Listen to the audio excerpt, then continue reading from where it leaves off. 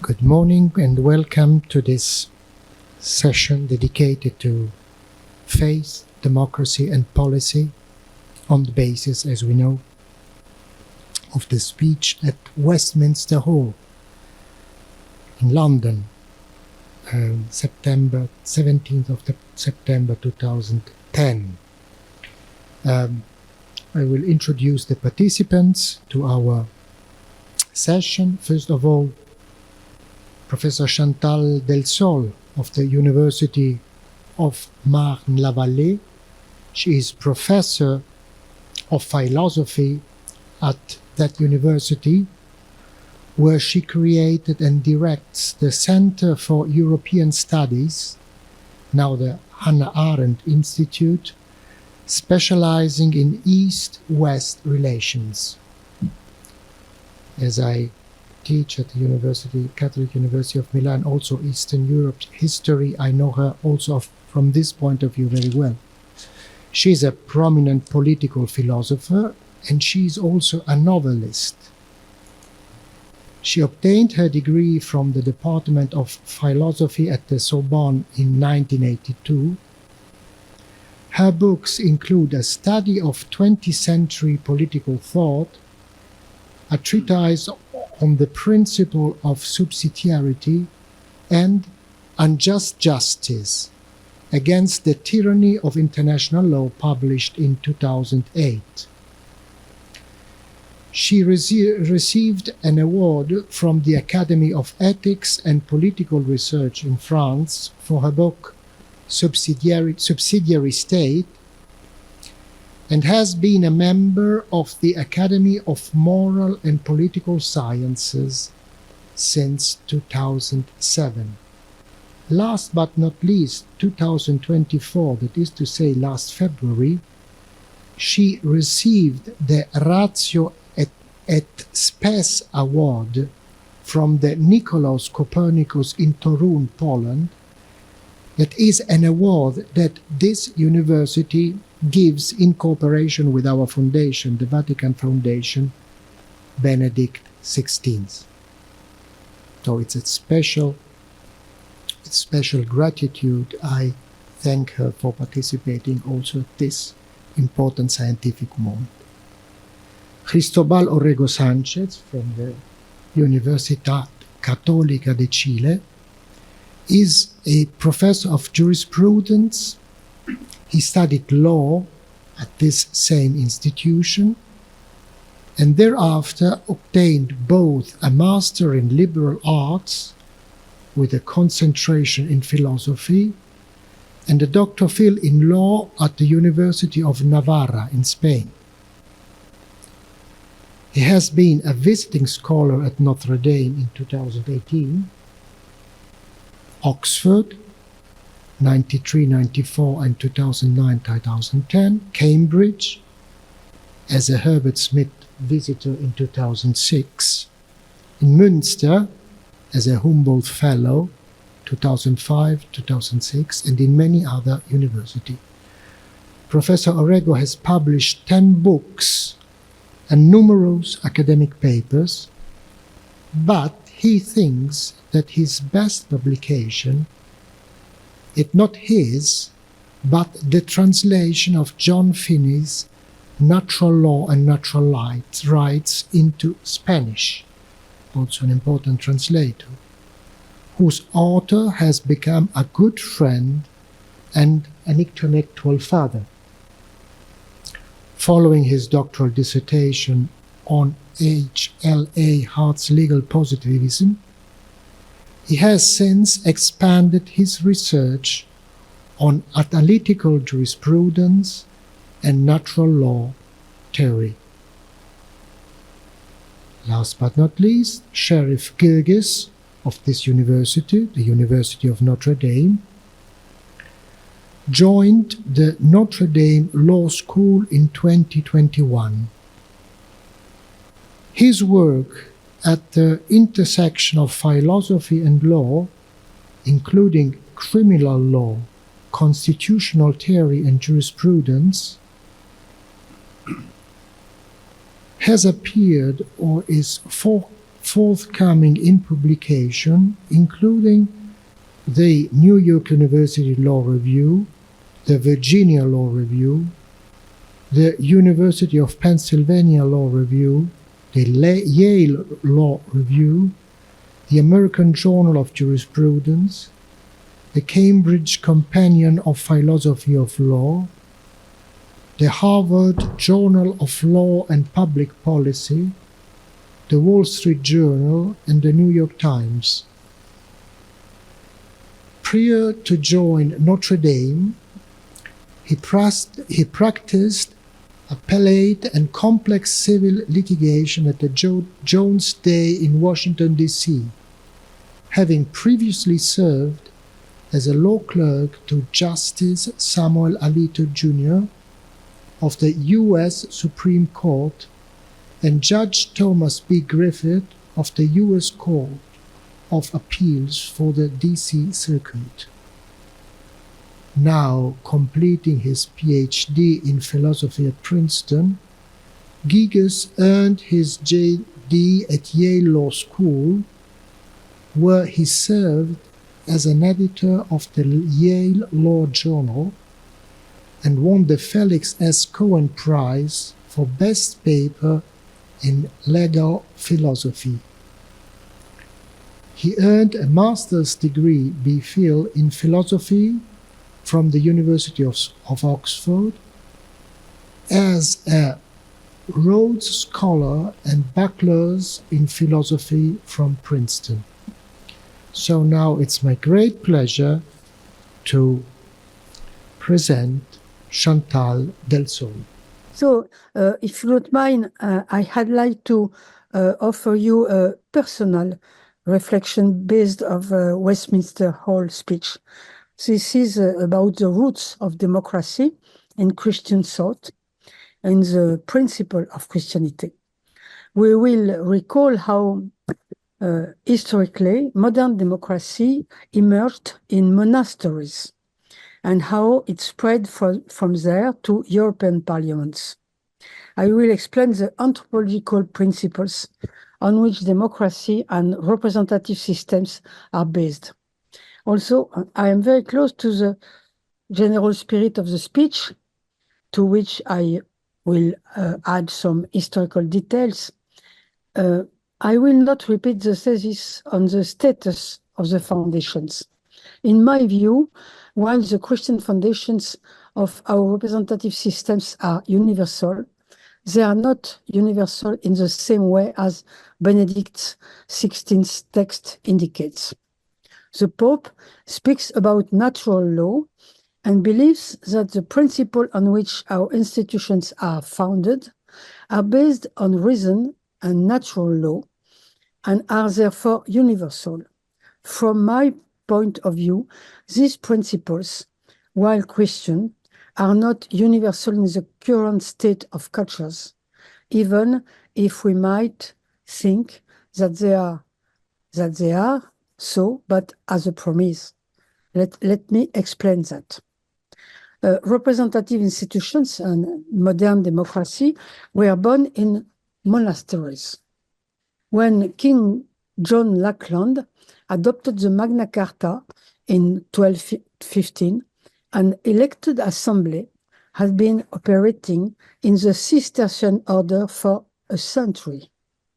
And when the communes of the West began to organize democratic customs in their midst at the same time, these had already existed for a long time in certain orders. Majority voting appeared in the communes in 1143, by which time the Church had known about it for 6 centuries. Saint Benedict of Nursia, 6th century, founded the rule at the monastery of Montcassin, which over the following centuries would become a model of government for almost all European monasteries. The abbot was elected by the entire community. In the 12th century, the general chapter of Cîteaux, the birthplace of Cistercian order, was created. It is an assembly of elected representatives who deliberate each year on the government of the order. It has legislative, elective, and administrative powers. It elects the superior general, the head of the executive, and may depose him if necessary. The chapter general is the forerunner of modern parliaments. The Cistercian community is governed by an assembly, not by a man. It would take longer to describe the extraordinary scope and complexity of this form of government, which gradually spread to the countless monastic orders in the West, and all the procedures that were invented here and there, century after century, and the different ways in which power is exercised in different orders. The essential point is this: it is a government of law, of and order law. The leader is elected by an assembly that dictates the law to which he himself is subject. It is the rule of last resort. The chapter general of or parliamentum is sovereign. It can dismiss a leader. Did the electoral and deliberative forms that developed in the West with the communes of the state general come from the monasteries? Ancient democracy was both too forgotten and too different to serve as a model. If the Magna Carta of 1215 is, according to de Rosel, the most distant origin of the parliamentary system, Léo Moulin, historian, believes that it was influenced by the Cistercians, who had been established in England since 1128 and were highly developed.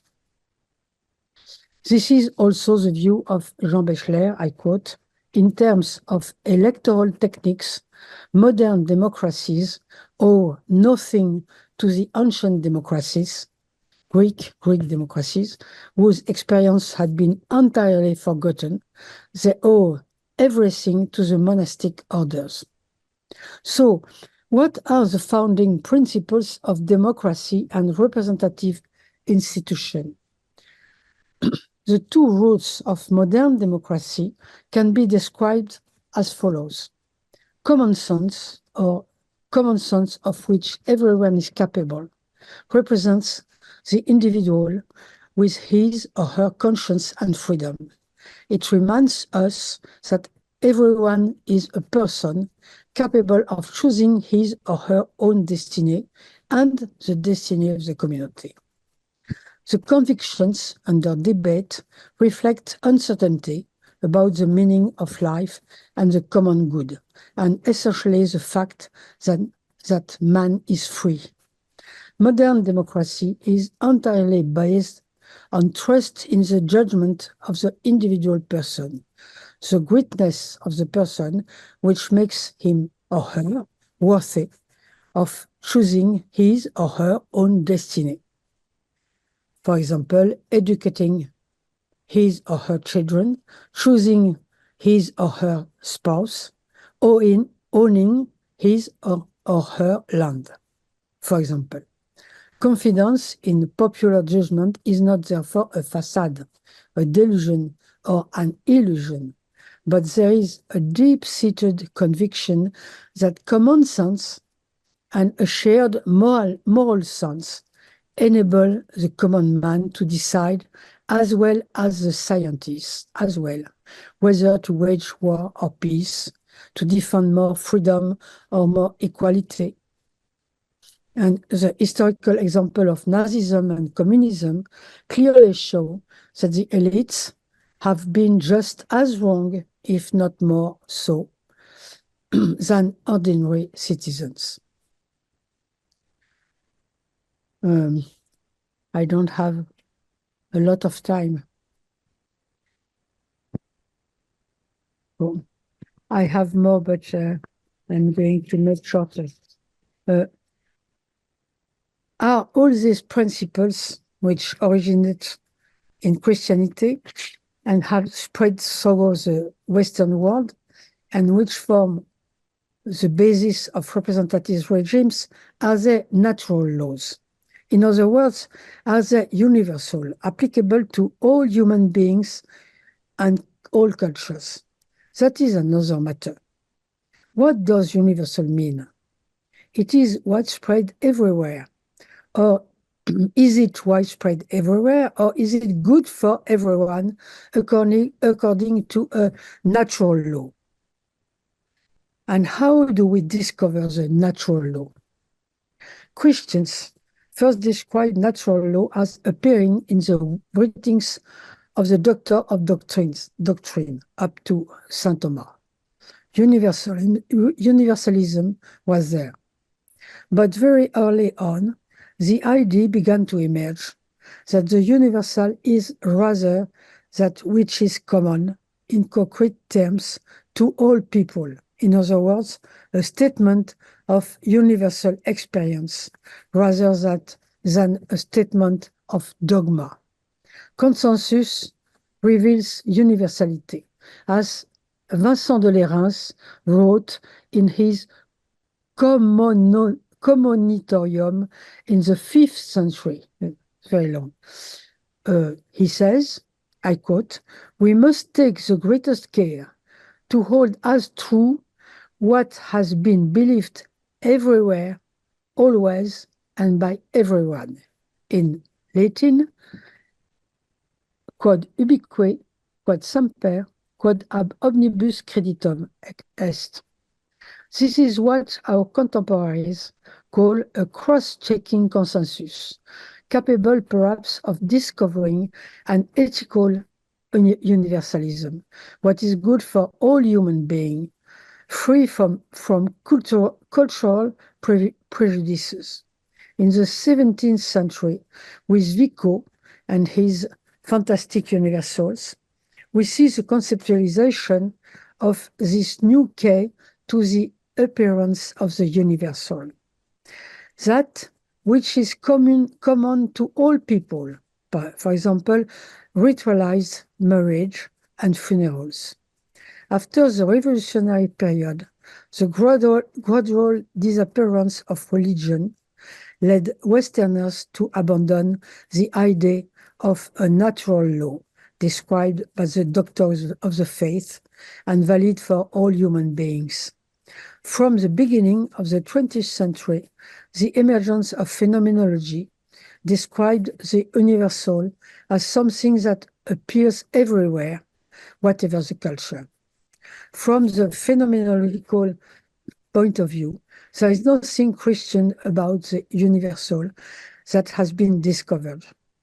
As I was going to say, on the contrary, for example, most people practice infanticide or polygamy, contrary to what the Judeo-Christian West advocates.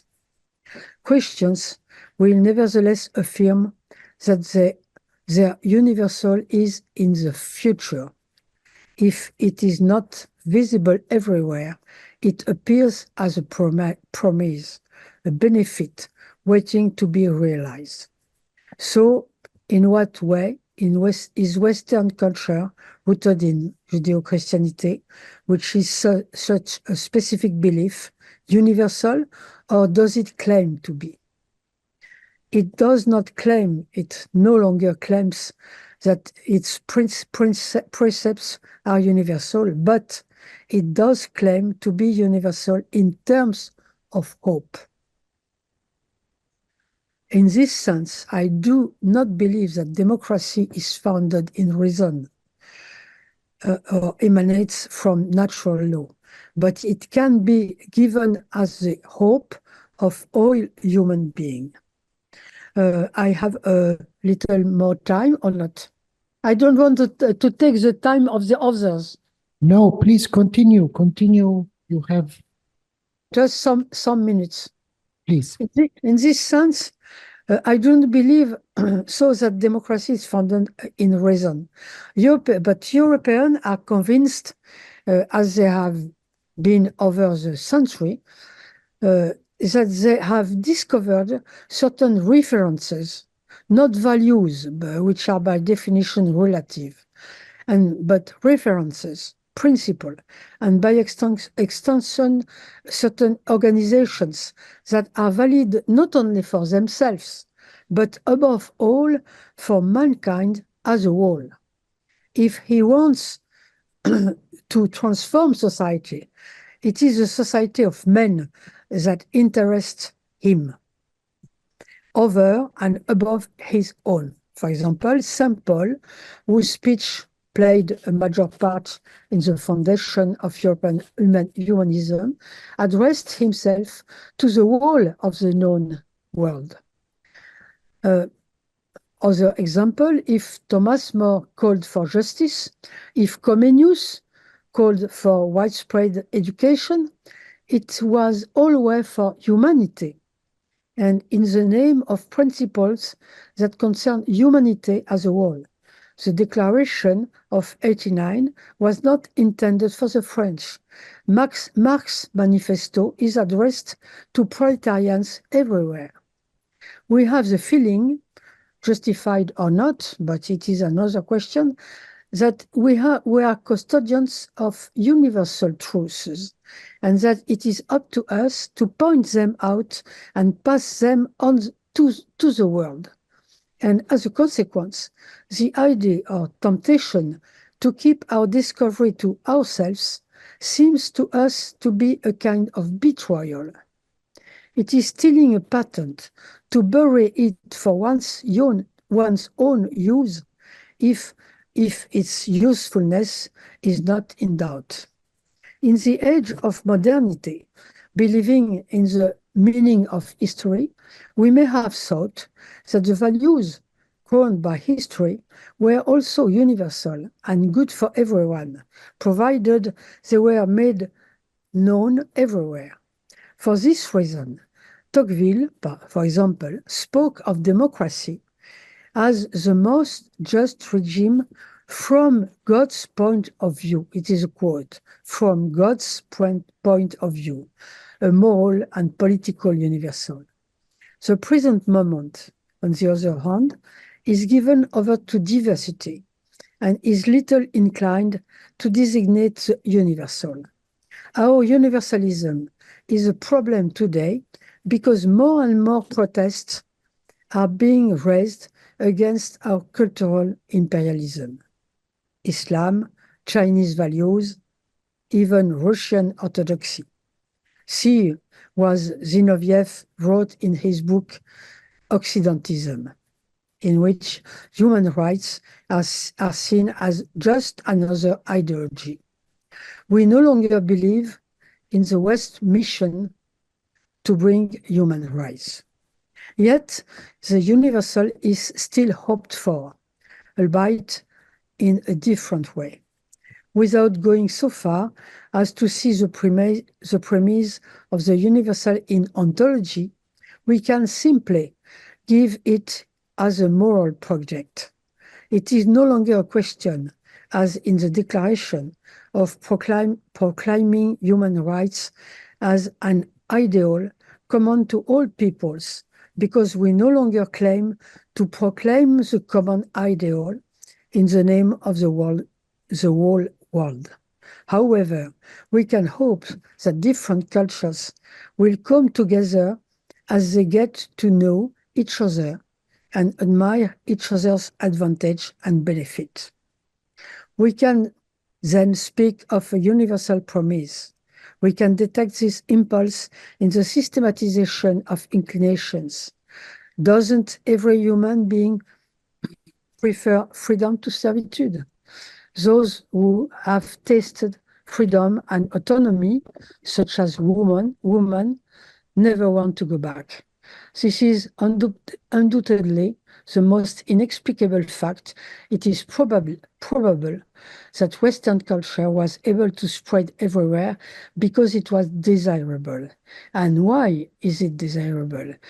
Nussbaum answers, because it is profoundly adapted to human being.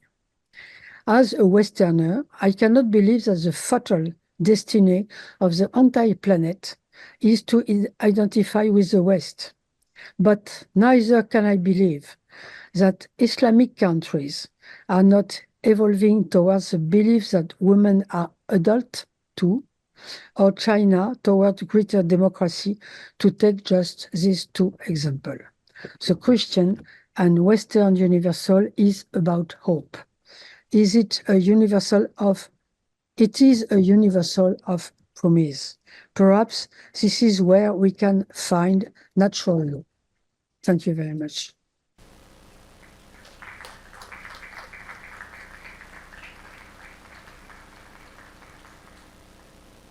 Thank you very much, Professor Del Sol. Professor Sanchez.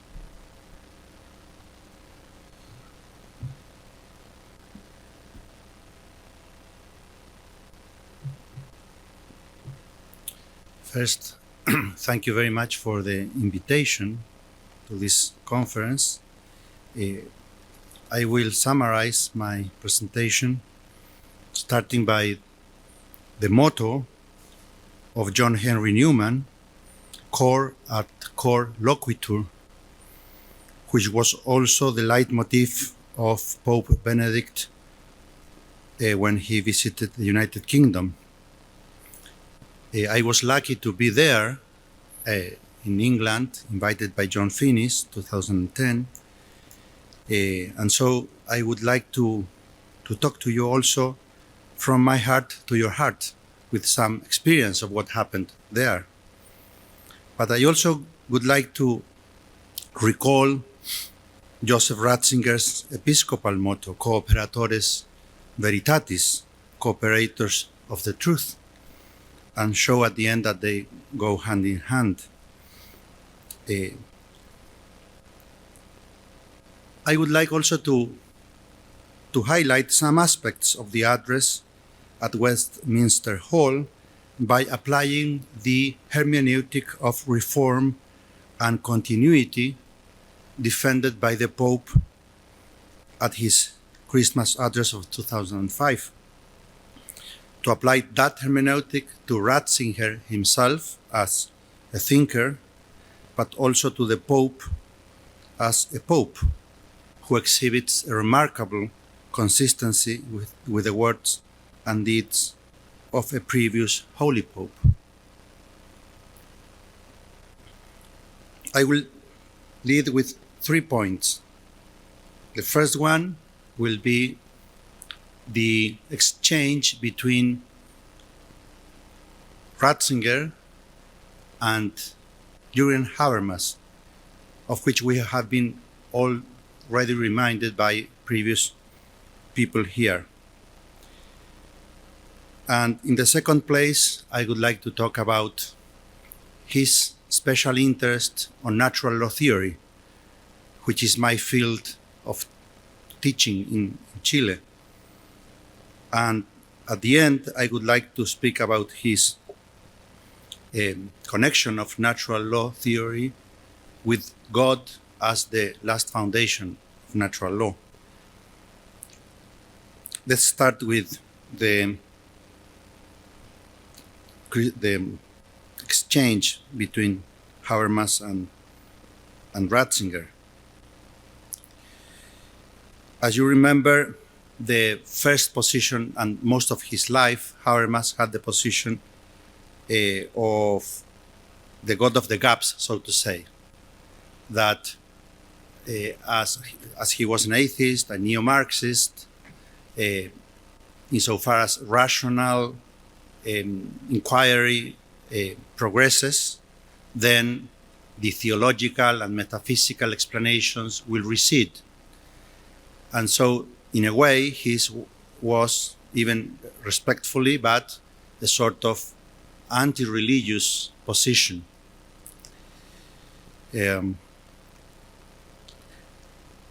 But in the years 2000, at the end of the 90s, at the beginning of 2000, he realized that, on the contrary, religion and various forms of spirituality grew instead of disappearing.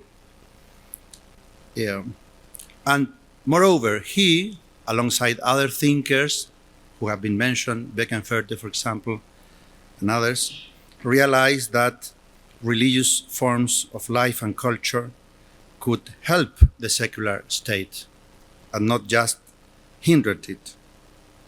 The classical liberal position was we need to privatize religion in order to have peace in the public sphere. The new position was, well, the input from religion can help also the secular state. And on the other hand, he realized that it was also unfair to religious citizens to demand from them always a translation from their religious convictions into a secular language. That is a disadvantage. Like today, for example, I am speaking in English, which is not my mother tongue. I am at a disadvantage. But if you say everybody has to do that just in order to take part in the political realm, that is unfair. This was a criticism against John Rawls's theories, but the surprise was that Habermas accepted that it was unfair. So he proposed, besides rejecting the old anti-clericalism or hostility against the public relevance of religious and faith, he proposed a sort of, I will call it, sympathetic peace treaty to believers, and urged non-believers to live religion in peace and accept it as a legitimate sphere of meaning alongside secular reason. I remember that there was a lot of enthusiasm in Catholic circles when Habermas started to say this. Oh, this is fantastic. We are going to be left in peace. And many Christians, at least in the place I live, said we have to accept this peace offer. But there was one Christian who didn't accept it. He was Joseph Ratzinger. He rejected the offer. Of course, later in Westminster, he did the same thing. And also in the College of the Bernardines and at the Reichstag, he defended the role of religion, both in building a civilization and in informing public life. But he rejected the truth. He said, human reason must purify even the revealed religion. We don't know you to leave us in peace. We want you to still criticize religion. With rational criticism, we avoid forms of false religion, fanaticism, the anti-logos religions, as the Regensburg Address clearly showed. In that address, he used an example of one religion that could be anti-logos. But when we hear the example of Regensburg, this God who is so transcendent that he cannot be measured by reason itself, we remember that Aquinas considered that hypothesis and declared it blasphemous. But William of Ockham was in agreement with that view of God. So Pope Benedict could have used as an example of deformed forms of religion also some ways of thinking about Christian religion in the West. He didn't in Regensburg, but he did at Westminster, because there he just spoke about fanaticism, fundamentalism as forms of religious belief which are not purified enough by reason. On the other hand, the proposal by Habermas creates a sphere of religion that is both subjective and just a pragmatic instrument for the reinforcement of the secular state. But then it deprives the Christian religion of its force, which lies in the scandal of the cross. in its being not just a sentiment to reinforce liberal democracy, but rather a truth that transcends differing political arrangements. Thus, the Pope preferred to defend the faith as a purifying force of reason, a faith which at the same time accepts to be purified by reason, as he says in the address, a two-way process. And besides, in that exchange with Habermas was presenting secular reason as the only form of reason. And to that, Ratzinger replied that that was a narrow understanding of reason itself. So Ratzinger reminds Habermas that the post-Enlightenment reason has been progressively reduced to instrumental reason, but that there are many other forms of rationality that need to be taken into account. So this is a paradox, because Habermas was supposed to be the rationalist in the debate, but it was Ratzinger who was defending and amplifying reason.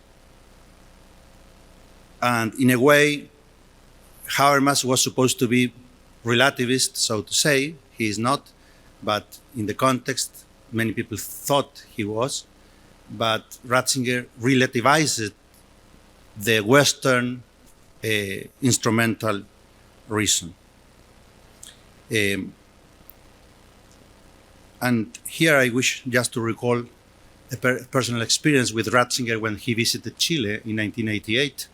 He gave a lecture in which he criticized instrumental reason, referring to bioethical issues, in vitro fertilization, for example, and he made the distinction between reproduction, which is an act that non-rational creatures can do, just reproduce themselves, and procreation, which is the act that human beings do. And he used that distinction to show the disorder of applying just a sort of reason that dominates the human beings and controls them to the sphere of reproduction. But this thought has been again proposed when for example, in the lecture when he received the Doctor Honoris Causa degree in the University of Navarre, he did the same thing. And some of these addresses, he has done the same thing to amplify the meaning of reason and to reject a reason which is just the exercise of power over men. And this leads us to the second point, which is the rescue of the doctrine of natural law. And I would like to share with you also a personal experience, which was out of my own daring. I was visiting scholar in Rome in the year 2000, and I wrote a letter to the congregation to ask for an interview with the cardinal, which, I mean, in Chile we say it was a patudez, something not warranted. But a person in the congregation sent to me an email, and he received me only for 5 minutes, very kind. And I thought that I was going to be surprised or struck by his intellectual acumen, but it wasn't. What struck me the most was his meekness, his humility, his kindness. And our conversation was about natural law, because in my card I write Professor of Natural Law. So he read the card. Oh, natural law.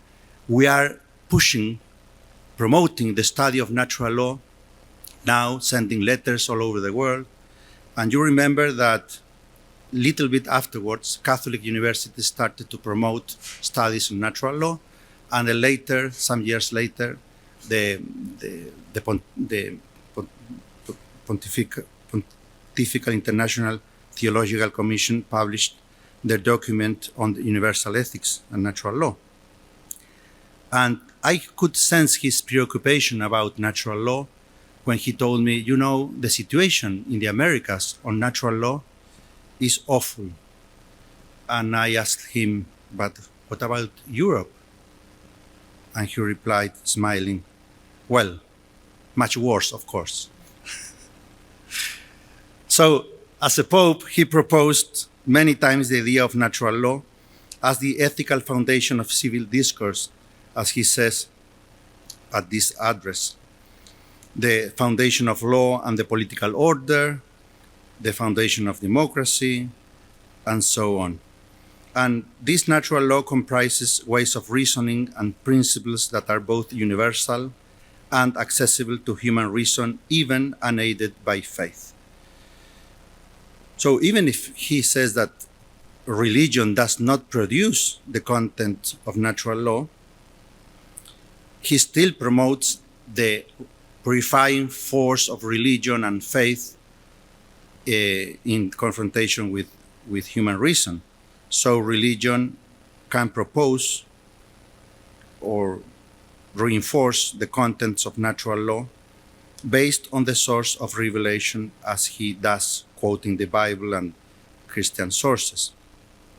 And in this address at Westminster Hall, he mentions the abolition of slavery as something which was a demand of natural law, but promoted by Christians on the basis of faith. So even if the representatives of religion go against the natural law, there is a rational way to correct them. And in this way, natural law opens a path towards the true religion. And here I would like to tell you a couple of anecdotes. A friend of mine converted to the Catholic faith from a sort of fundamentalist Christian religion, reading along his wife the encyclical Humanae Vitae, because he told me it did so much good to our marriage that we realized that the only church that was defending that was the Catholic Church. So the Catholic Church was in agreement with natural law, so it must be true. It is not the other way. Catholics are used, we are used to the other way around. The Catholic Church teaches this, so natural law must be what the Catholic Church teaches, because we believe that the magisterium of the Church has authority to teach natural law. But in this case, it was the other way around. We believe that this is natural law, and he didn't use that expression, that just, this is correct. It has worked for our marriage, and the only church that still defends this against all the culture is the Catholic Church, so that is the true church.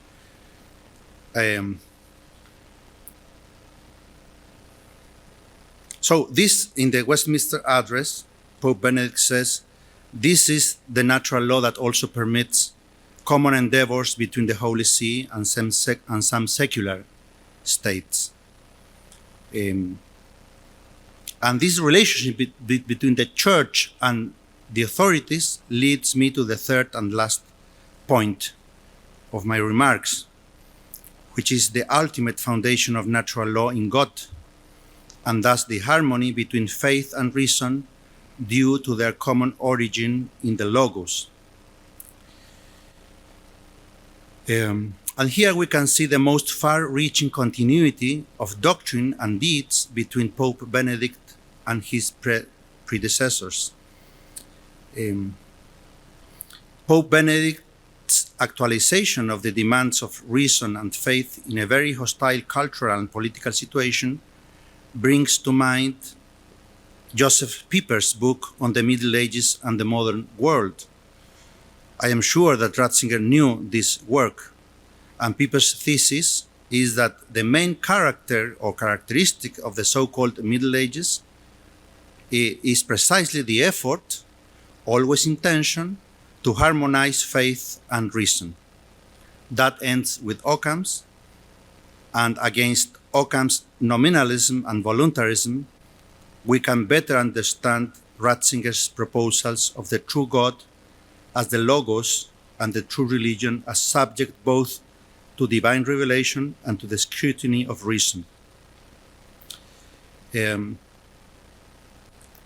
The Pope's proposal does not concern only a reconciliation of principles and among arguments.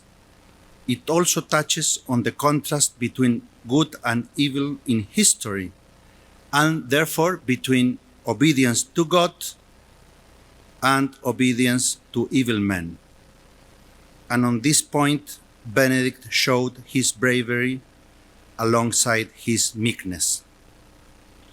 In Spanish, we say, lo cortés no quita lo valiente. One can be brave without ceasing to be polite. Because in the months before the arrival of the Pope to England, there was a very hostile environment, an ugly campaign against him. I think that thanks to in part at least, to the work of Catholic Voices, when he arrived, everything had changed for the better. And I was at Oxford at the time, invited by John Finnis, I told you. And I wondered, what would the Pope do or say when at Westminster regarding the martyr Thomas More? He had been condemned there. Would he say a word about that historic injustice? That could take courage. Well, he did. And not just in passing. The judicially sanctioned murder of More was a threat central to the address. And on this he was walking on the footsteps of St. Peter, the first Pope, because Peter reminded his hearers that they had killed Jesus. Of course, he gave them the excuse of ignorance, like Jesus on the cross. Father, forgive them because they don't know what they do. And then Peter called them to penance and baptism.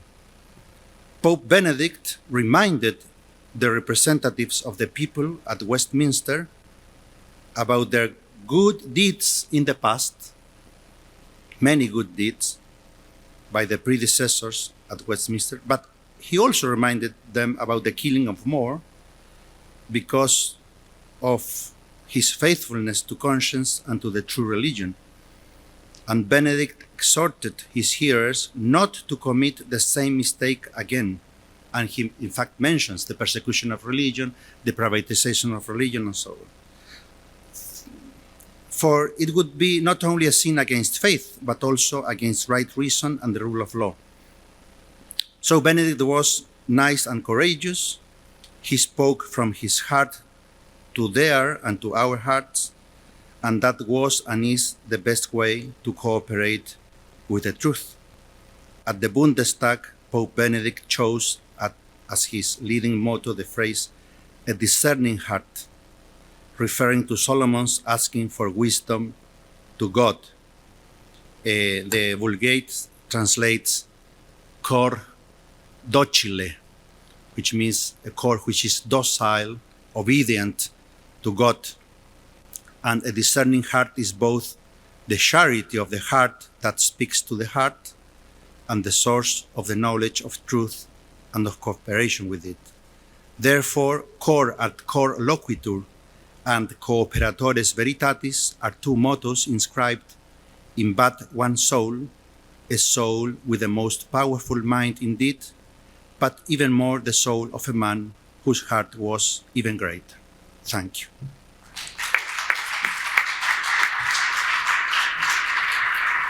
Thank you, Professor Rego Cristobal. The floor is yours. Thank you. I'm very, very grateful to have been invited here and grateful to have been given an occasion as a young scholar to focus for 2 days on the person of Pope Benedict, who, more than most people I can think of, harmonized and unified an intense love of God and an intense love of the truth, a kind of diligence in the truth and a love of God and personal sanctity. He loved God with all his mind in a way that is an example for all young scholars. It seems to me that in his address at Westminster Hall, almost everything he said hung on two, to me, very mysterious clauses. So he begins, as Professor Orrego said, by noting that they are gathered in the place where St. Thomas More was tried and convicted for as Pope Benedict delicately puts it, his stand for conscience, and that raises the broader question of how to render to God what is God's and to Caesar what is Caesar's, which in turn emphasizes, as Pope Benedict says, the importance of moral reasoning in public life. Now, at this point, you would expect him to say, and you need religion to give you the morals, but he doesn't say that. He says it's a tenet of Catholic doctrine that reason can give you the answers on moral questions. So why then do we need religion, which is the main thrust of his speech at Westminster Hall? The answer is that religion purifies and structures reason. But then he says most people don't want religion to do that because they're worried about and recalling its distortions and abuses in history, and therefore we should also remember that reason can purify and structure the application of faith. So everything hangs on those two ideas. You should welcome the role of religion because it purifies and structures reason, and you should not fear it because reason in turn can structure and purify faith. He doesn't say what those ideas mean, how those things are supposed to happen. He gives a couple of examples of abuses of both faith and reason: sectarianism and fundamentalism on the side of religion, and the slave trade and totalitarianism on the side of reason. But he doesn't say how the purifying and structuring happens. And I don't think it would be enough to say what St. Thomas says at the beginning of the Summa, which is that even on the issues where faith and reason speak, we needed revelation because reason only gets there after a lot of work and with a lot of error. That's true, but to say that faith can fix the problems in reason is not yet to say how it can purify and structure reason, which sounds like making reason work on its own better. So how are those things supposed to happen? I'll venture a few guesses in the few minutes I've got. So first, I think it's easiest to see how reason might structure the application of faith. How do you get from "thou shalt not kill" to the splendid refinement of just war theory? How do you get from the parable of the Good Samaritan and the Sermon on the Mount to Rerum Novarum and Centesimus Annus and Caritas in Veritate and all the other doctrines of Catholic social thought? It's by the application of reason. And it's not just reason mindlessly deducing what's already obvious in the doctrine of the faith or in the scriptures. I think reason is really exercising its own powers in those cases. In order to figure out, for example, whether "thou shalt not bear false witness against thy neighbor" condemns all false assertion, even when it's not detraction, you need to know the why behind that commandment. And that is an exercise of practical reason operating on its own. When Pope Benedict, as the prefect for the Congregation for the Doctrine of Faith, had to face a question, a moral question that had never been faced in human history, which is whether it's morally permissible to create children in the lab, he had to ask very probing and very deep questions about the why behind the Church's vision of conjugal love and marital ethics and the transmission of life. And the product of that, of course, was the document Donum Vitae, which sheds a great deal of light on IVF. So that's a word about that. And you might say, well, how can we really allow reason to play this role without blasphemously suggesting that it's on a par with or can even stand in judgment over religion? And if you're tempted to that thought, I would point you to the example of Jesus. Jesus, at one point in the Gospels, repeats the Leviticus command to love your neighbor as yourself. So far, he's just reporting what Revelation says. And then someone in the crowd asks this weaselly question. Actually, the Gospels, in a rebuke to all lawyers, mentions that it was a scholar of the law who asked the question, "But who is my neighbor?" And how does Jesus respond? Does he point him to another part of Leviticus or some other part of the Hebrew Bible? No. He invites him to reflect as a matter of reason. He gives him a philosophical thought experiment, which is the parable of the Good Samaritan. And it ends with a question that appeals to the man's reason. Who do you think was neighbor to the man who fell to the robbers? So reason in this way is unpacking the faith. And in a way, it could not be otherwise. Revelation only becomes faith when it is received. To be received, it has to be grasped. And to grasp a principle is already to begin to see what its implications are. So reason is structuring faith all the way down. There aren't two stages, accepting the faith and then unpacking it. Reason is operating from the beginning. In a way, we could say that faith is impossible without reason, because it would have nothing to receive it. In something like the way that grace is impossible without nature, because grace needs something to go to work on. So that's how reason might structure faith. But it's easy to go from there to the premise that reason can also purify faith. Pope Benedict, as I mentioned, gives the example of sectarianism, which calls to mind the issue of religious liberty. In Dignitatis Humanae, the Second Vatican Council said that all religious coercion is unjust. It was seen as a watershed development in Catholic doctrine, but the Council itself identifies as its own foundation a principle that was very explicit in Christian teaching from the very beginning, which is that it is always unjust to coerce someone into baptism. And the Council draws implications from that by asking the why behind that, by identifying the principle of reason as well as faith, that faith to be genuine cannot be coerced, that man's response to God must be free to be true. And from there, it follows not just that coerced baptism is wrong, but that all coercion in religious matters is wrong. So if that's how reason can structure and purify faith, how can faith purify reason? And this seemed to me a bit more mysterious, because it is hard to see how you could believe that while respecting the autonomy of reason. How can faith fix reason without introducing something alien to it? By definition, after all, and as Pope Benedict affirmed in his address, reason there means natural reason, means what you can know about the moral law by reason operating without appeal to revelation, prescinding from the content of revelation, as Pope Benedict puts it in the speech. Well, one way to square that circle, to understand how faith could not just supplant or replace or fix or come in and repair the damage done by reason, but can actually help reason, is to think that faith could remove obstacles from reason that allow reason then to operate at full stride, to be fully what it ought to be. One potential example of that, which Pope Benedict mentions, is the slave trade. It's not that reason was unable to see that the indigenous people are the equals of those who were enslaving them. It's that the enslavers were committed to a sin, to greed, which created intense pressure to rationalize the enslavement, intense pressure to corrupt reason into denying the equal dignity of those who were enslaved. And that's why it's no surprise that Bartolomé de las Casas, a man vowed to poverty, a man given the grace to resist the ensnarements of greed, was in a position to speak prophetically about the equal dignity of indigenous peoples.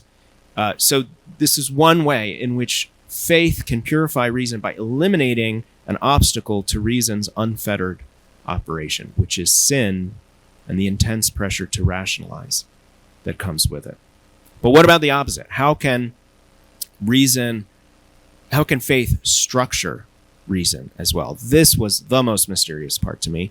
And on reflection, here's what I think. One way that faith can not just purify, not just remove obstacles to the full operation of reason, but can structure reason, is by fortifying it, by giving it a transcendent horizon that gives reason the courage to remain true to itself and not to give up on what reason itself can in principle see. What do I mean by that? Well, reason operating in full force can tell you that on the whole, morality is about loving and respecting and promoting the human good all around, which is the good of all persons in all respects. It also tells you that some things, some means to doing that, are intrinsically immoral, and that reflects absolute human rights.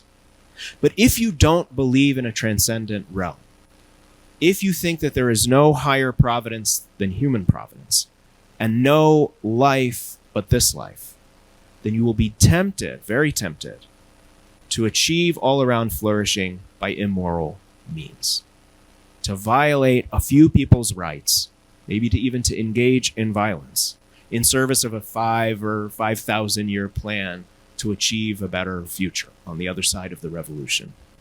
And that, of course, ties into Pope Benedict's example of totalitarianisms and the totalitarianisms of the 20th century in particular, which saw no other worldly horizon where true human fulfillment would be realized across the board, and so felt intense pressure to do what is possible, including by cutting corners, to achieve as much all-around flourishing as seemed possible to them in this life. There's a closely related temptation when you want all persons to flourish, and some persons are impeded due to things you can't fix, disability or disease or debility of other kinds.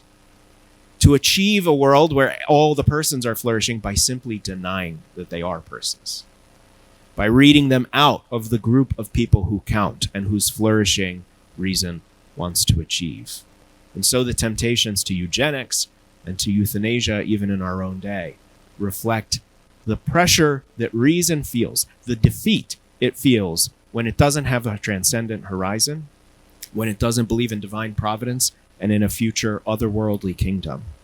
The pressure it feels to cut corners and even to write some people out of the human family in order to achieve a semblance of, the image of, all-around flourishing in this life. So on this understanding, faith fortifies reason by reassuring it that divine providence is higher than human providence, that the only place where all-around flourishing will be fully achieved is in the kingdom in the world to come, and that this life then is not about a utilitarian attempt to achieve whatever all-around flourishing is possible, even if it means violating the rights and dignity of some, but rather a matter of cooperation with God by promoting what goods we can and by respecting all goods in the meantime, cooperation with Him who takes the initiative in realizing the kingdom of integral human fulfillment in the next life. Thank you.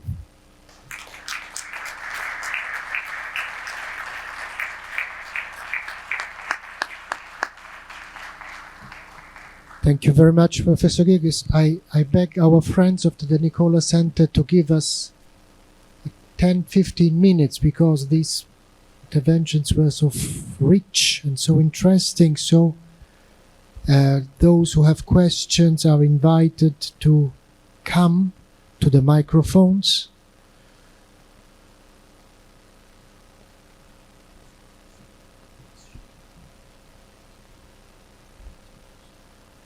Thank you for everyone to be here, and I think that conference is very good and actually very provocative, for a lot of thoughts. So I'm just wondering, it's kind of like a big question, so you feel free to narrow that down.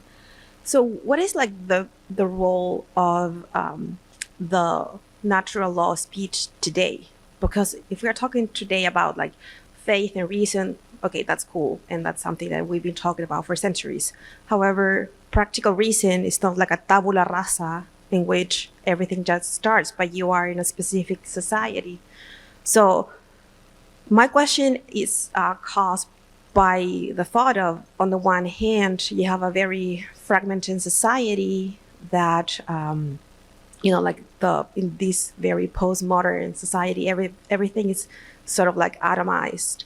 But on the other hand, so the natural law speech would help, to reunite people. But on the other hand, sometimes when you add culture or all the cultural heritage to the natural law speech, sometimes the Christian or the Catholic message gets diluted. So that's my thought, like in my question. So what do you think is the role of natural law in the political speech today? And sort of like the second question would be, and considering that Professor Del Sol is here, okay, so but maybe you can address that. Like, what is, if you think that probably the role of the that the principle of subsidiarity could play certain role just to help people to get together? Thank you. So I'll say something about the first question. I agree that we're in a world where our access to the natural moral law is imperfect and is impeded by sin, personal sin, by our personal sins, and by sinful cultural structures. But I think that's always been our situation. And the best we can do is to try to find whatever fragments of the truth the culture still holds and leverage them. It's a commitment of the natural law that even though, as Aquinas said, there can be lots of error and disagreement about particulars and about downstream applications. At least the most general and fundamental principles of the moral law cannot be blotted out entirely. We will always have some access to them by reason. So that stands for a kind of confidence or optimism in the possibility of finding these leverage points. And I'll just give you one concrete example. Most people who deny that all human beings are moral persons, that deny, for example, that the unborn have the same moral status as those who are born, will still want to affirm that once you are born, you're equal to everybody else who's born. But I think you can show them that it's extremely hard to sustain that, because if the unborn don't count, it must be that what makes us count is not the kind of thing we are, which is a human being just like the unborn, but rather the degree of development of some capacity, some intellectual capacity, or what have you. But if that's the thing that gives us moral worth, of course it's something that comes in degrees even among the people who are walking around. And so this view would have no basis to affirm human equality among those who are born. It would be logically committed to the idea that some people count for more because they have more of the magic trait. So you can leverage people's belief in human equality to try to get them to see that what makes us have more worth at all is the kind of thing we are, which includes the unborn. Great. Thank you all. Thank you all. I had a question about the place of natural law with regards to the separation of powers in modern governance. Antonin Scalia had a point he made in a lecture once where he stated that he believed the role of natural law found its place in the legislature, but not in the judiciary. I wondered if you would either of you would have comments on that. I don't know how to. Is it working? Okay. I think that is just a matter of what in the natural law tradition they call determinatio. And just to refer to the Pope's way of speaking, Pope Benedict's way of speaking, it is within the realm in which he says that both faith and reason do not have a single model of political organization. So whether you place more authority to define things in the judiciary or in the Congress is a matter of not of natural law, pure natural law, but of determinatio, of concretization of those principles, and you have all sorts of combinations. Now, about the distinction about the three functions of power, that is already in Aristotle's Politics, the executive, judicial powers, and of course the legislative power. So the distinction is very classical. The organization by John Locke, for example, or Montesquieu is something modern, but the way you concretize that in each country is very variable, and you could have a government with a strong intervention by judges in accordance to the theory of natural law, I think. I agree.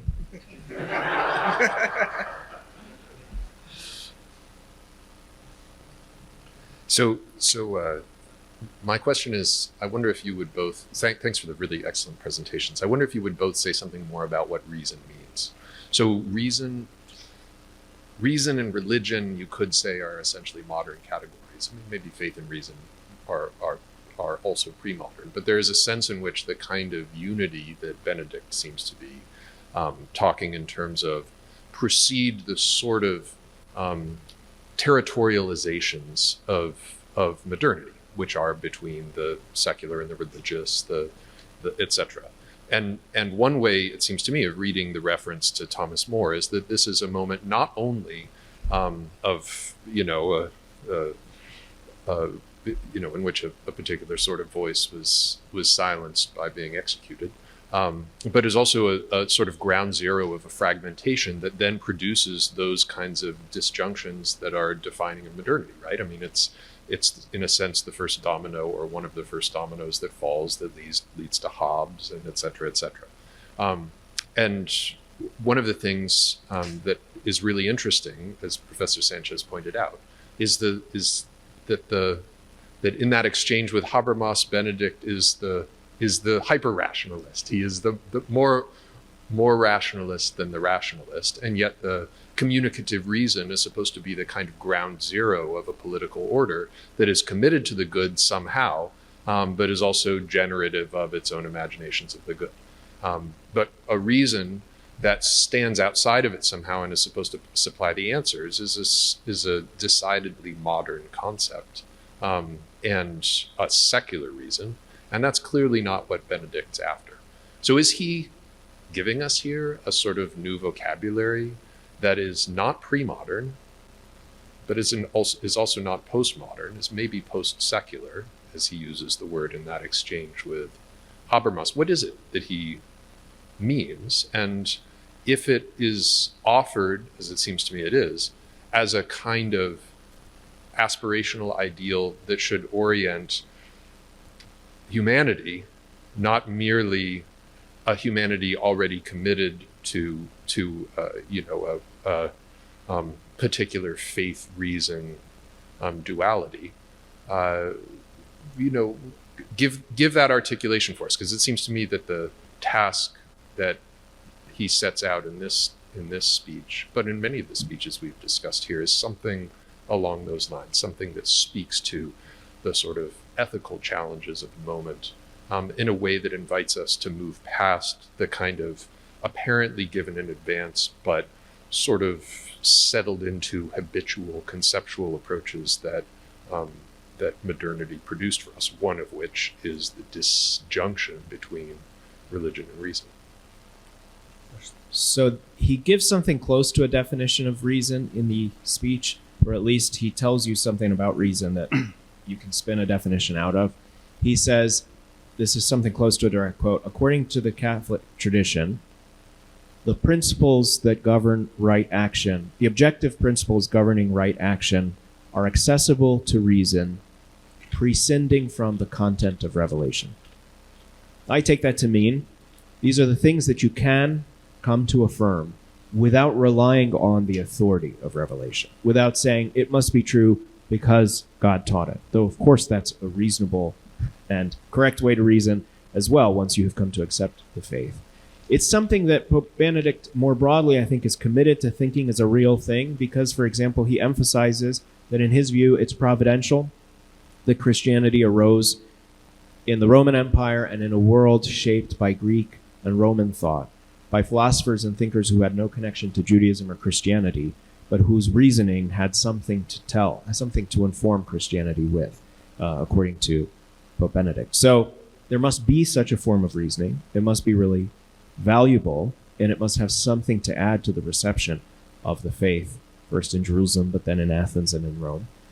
On the other hand, I think you're right to say that he rejects the move from the conceptual distinction between propositions you come to affirm on the basis of authority and propositions you come to affirm on some other basis, on the one hand, and a kind of practical differentiation on the other. And there's similar things you could say with lots of the issues in the vicinity. So the division of temporal and secular power from religious power is something that in the West is clearly traceable to Jesus' saying, render to God what is God's and to Caesar what is Caesar's, to the church's insistence on its libertas ecclesiae, on the freedom of the church, creating a space between the state and civil society, enforcing on the public mind the idea that there are some moral norms that are higher than the state, that stand in judgment over the positive law, and that the state is not all-encompassing.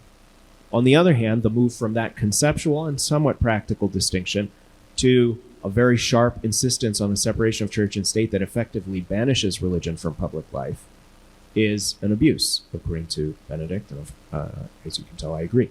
So I think even if the sharp differentiation of these concepts is a modern phenomenon, and I think it somewhat is, but somewhat isn't.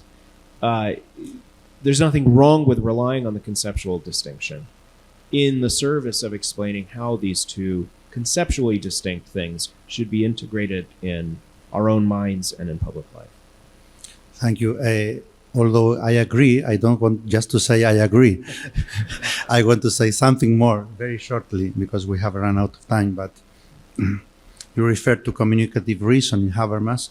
There was an exchange between Habermas and Robert Spemann, another German philosopher, very good exchange, short and by letters, in published letters, in which Habermas said, well, we have overcome, we have left behind the age of metaphysics. We only need and we only will accept some sort of procedural way of getting into conclusions about morality and so on. The reply by Spemann was very very acute. Sorry. He replied, "We are doing philosophy. Philosophy never stops opening doors. Philosophy never says something has been already precluded from discussion. If anyone wants to put the subject on discussion, we have to do that." And Habermas accepted that because in the years after that, it was in the 80s, I think, Habermas started to think about previous metaphysics and religion. So my answer to that question would be, if you ask for a definition of reason, we must not give a definition of reason, because in the classical way of looking at definitions, definitions come always afterwards. One first explains reality and then collects the results of the explanation into a definition. We can see that in Aquinas in every sort of definition, I mean real definition, not just words. And I think that we should do the same today. Help people to reason and then to arrive to a new conception of reason. And I think that Pope Benedict was doing just that. And in the address in the College of the Bernardines, I think that he gives the key to that, and in the choosing of his name, because he says the monks were not trying to preserve ancient culture or to produce a new culture. They were trying quaerere deum. And by doing that, they preserved culture and opened a new culture. And when he chose that name, I think that in one of the interviews he gave, he explained that perhaps we are in a similar situation in which we must preserve the best of the previous culture, even of the modern culture, which has been so hostile to Christianity, but we are creating a new culture. And the way to do that is, so to speak, indirectly, which is the way that the Pope used quaerere deum.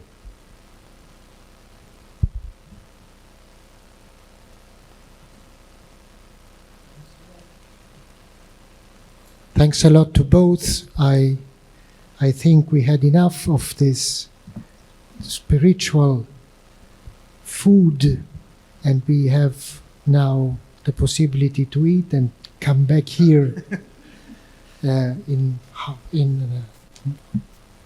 an hour more or less. Thanks a lot.